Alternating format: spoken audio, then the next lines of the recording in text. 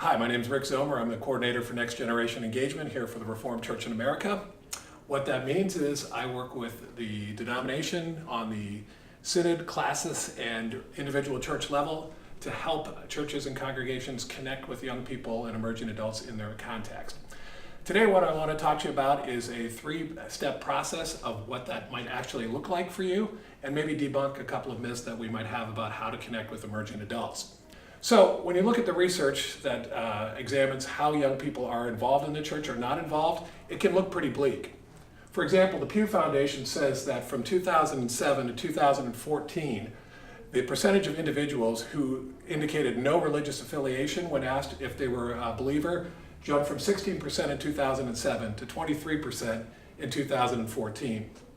The Barna Foundation research has suggested that about 50% of all young people will leave the church after high school. Now, the good folks at the Fuller Youth Institute out in California have said of that 50%, about 25% will come back, but that still leaves a quarter of our church's population under the age of 18 who we believe will leave the church and not come back. So what do we do? Well, a common thing is, well, if we just look at our staffing or we just look at our structure, we say if we hired the right person or built the right space, it would be so attractional that young people would be forced to come flocking back to us and just find themselves immersed in the life of the church. But I want to suggest to you today that I don't believe that approach will actually work. Instead of looking at just hiring or building, I want to suggest a three-step process that revolves around three C's, the idea of creating, connecting, and committing. And that's what I want to spend a few minutes talking to you about. First of all, the idea of creating a shared understanding of the world young people today live in. Now, a lot of times people will say, well, I understand young people because I was 18 once. And what I want to suggest to you today is that's not actually the case. The world that young people inhabit today is vastly different from the world of 20 or 25 years ago. And there's a number of different ways that we could talk about that. For example, what does it mean to be in a community? When I was a young person, a community meant a physical space. But today for young people, due to technology, that's not actually true. Young people can be in community with people across the street or across the globe. It really doesn't much matter. And so think about what that means when you talk about the church as a community. Another way to think about it is, young people today seem to spend a lot longer time growing up. And when I was 22, I had this, that, or the other all taken care of.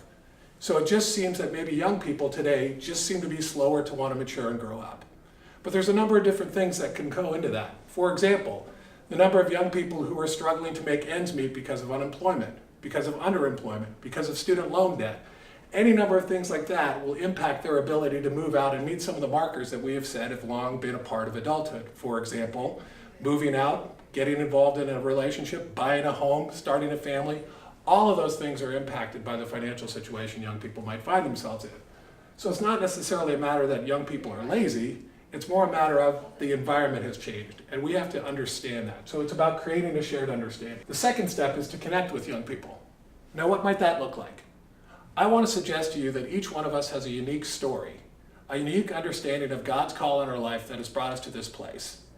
The folks at Fuller Youth Institute talk about young people each wanting to find out issues of identity, belonging, and purpose. Those, I believe, are questions that don't just belong with young people, they belong with all of us. And that's the story of each one of us as we try to respond to God's call in our life. So tell a young person your story. How did you figure out what God was calling you to do for a living? How did you figure out what relationships God was calling you to pursue? Where to live? Those types of questions. Those are great ways to connect with young people. Another interesting way to connect with young people is around the idea of questions.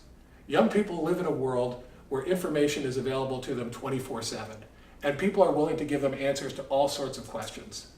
But how does that look like in the context of the church? That might involve us going to some challenging spots, but I think it's a spot of a potential for great connection. Thirdly, the idea of committing. And by this I mean committing to ministry with young people, not to young people. The way I often describe commitments is if you want to see what I'm committed to in my life, you should look at my checkbook and you should look at my calendar. Think about that in the life of your church. What percentage of your budget goes towards youth? What percent of your budget goes towards paying your youth pastor? Statistically, we know that the average youth pastor in the RCA lasts for about 24 to 30 months.